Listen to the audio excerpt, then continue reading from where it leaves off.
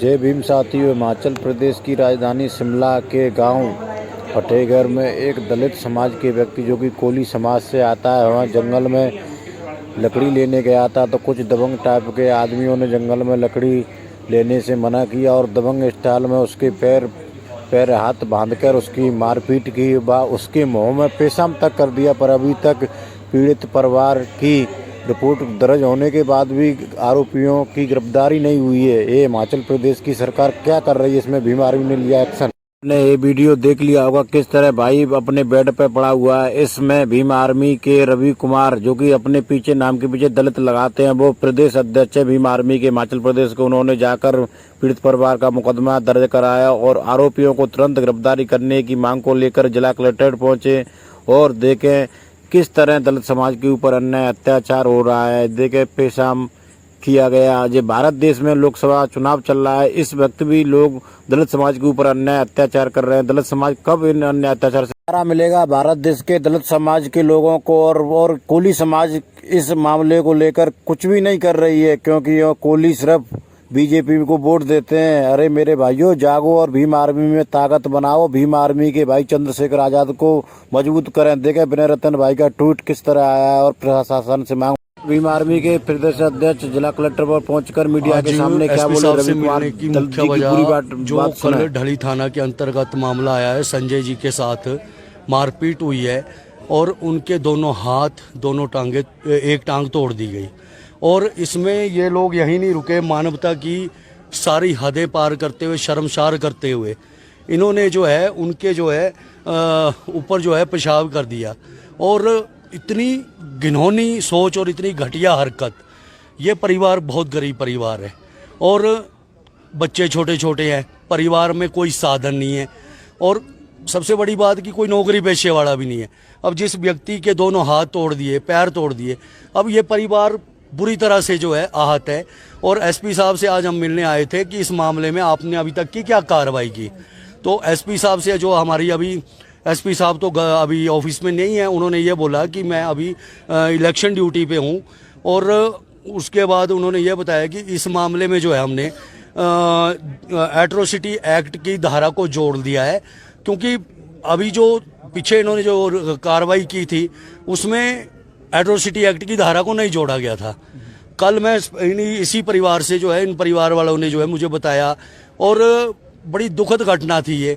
और इस तरीके और इस हालात में जो ये 21वीं सदी का युग है और इस युग में और इस तरह की जो जातीय और कंठुता जो घटिया सोच की जो इन दिमाग में है और एक व्यक्ति के ऊपर से पेशाब कर देना और उसके दोनों हाथ और पैर तोड़ देना, बड़ी गंदी मानसिकता का जो इन्होंने परिचय दिया है। तो एसपी साहब से लेके जो ये सारी बातें हुई हैं और उसके बाद जो है रतन नेगी जी का फ़ोन आया था, उन्होंने बोला है कि मैं अभी ढली थाने में बैठा हूं और जो एफआईआर की कॉपी ये परिवार चाह रहा है कि इनको एफआईआर की कॉपी उपलब्ध करवाई जाए, जो एट्रोसिटी एक्ट की जो इसमें धारा जुड़ी है वो इस परिवार को उपलब्ध करवाई जाए।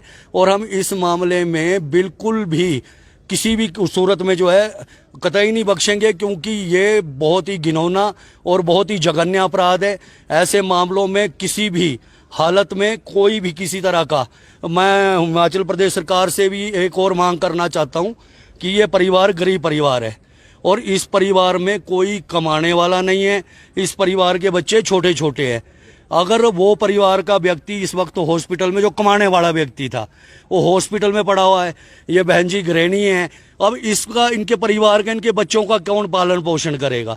तो इस परिवार की जिम्मेवारी ले हिमाचल प्रदेश सरकार। और इस टाइम हम सरकार को इतना ही बता देना चाहते हैं कि ये इस टाइम चुनाव का दौर है और हम नहीं चाहते कि किसी तरह की कोई ऐसी हम प्रत्यक्ष तौर पर जो है सड़कों पर धरना प्रदर्शन करने उतरे। अभी हम शांति और समझौते से सरकार से जो है बड़ी शांति से बात कर रहे हैं, पुलिस प्रशासन सहयोग कर रहा है।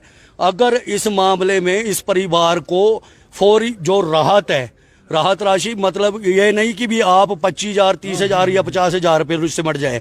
इस परिवार को कम से कम लाखों में जो है इस परिवार को इस वक्त की जरूरत है, क्योंकि इसके परिवार में कोई कमाने वाला नहीं है, बच्चे छोटे या पढ़ने वाले या पढ़ाई वाले हैं और इस हालात में उनको जो है आईजीएमसी में जो है एडमिट है। परिवार भूखे मरने के कगार पर है, तो सरकार इस परिवार की जिम्मेवारी उठाए। अगर इस मामले में किसी भी तरह की कोताही बरती गई और अगर अपराधी जिस किस्म के जिन्हों गुंडा तत्व है उन्हें गिरफ्तार नहीं किया गया, तो हम आने वाले समय में इसका जो है, अभी हम 24 घंटे का टाइम दे रहे हैं कि हमें गिरफ्तारी चाहिए।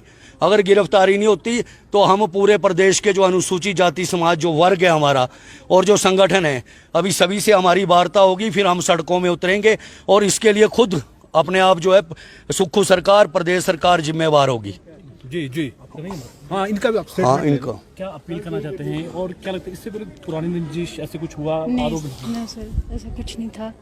उन्होंने घर फ़ोन किया था, खुद बुलाया था और सर उन्होंने बहुत मारपीट की है मेरे पति के साथ। घर में छोटे छोटे बच्चे हैं जिनको देखने वाला कोई नहीं है और मेरे पति बेरोजगार है। उन खेती बाड़ी से अपने मेहनत से अपने कमा रहे थे, खा रहे थे। उनको उनसे भी खो दिया, हाथ बाजू टांगे सब कुछ तोड़ दिया है। मुंह में भी मारा है सर, बुरी तरह से जख्मी कर दिया है। धन्यवाद। अब घर का खर्चा कैसे निकल रहा है, क्योंकि यहाँ पर जिस तरह से अब आपके पति सर घर का खर्चा तो अभी बहुत मुश्किल से निकाल रहे हैं और हॉस्पिटल में भी सर हम बहुत मुश्किल से, बहुत बुरी तरीके से गुजर रहे हैं। क्या बातचीत हुई है? आखिरकार क्यों उन्होंने ये घिनौना अपराध किया होगा कि मारपीट और सर ऐसा तो कुछ नहीं था, कोई लड़ाई झगड़ा कुछ नहीं था। ये सर पता नहीं है कि घर आए थे और क्यों उन्होंने फ़ोन किया और वो वहाँ से उनको ले गए फ़ोन करके बुला के और उन्होंने उनको बहुत मारा, घर से बाहर मारा है सर कहीं।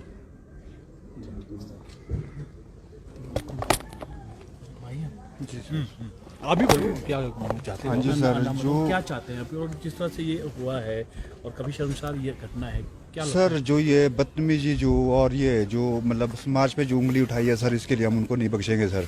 और उसको बिल्कुल बेरोजगार कर दिया सर।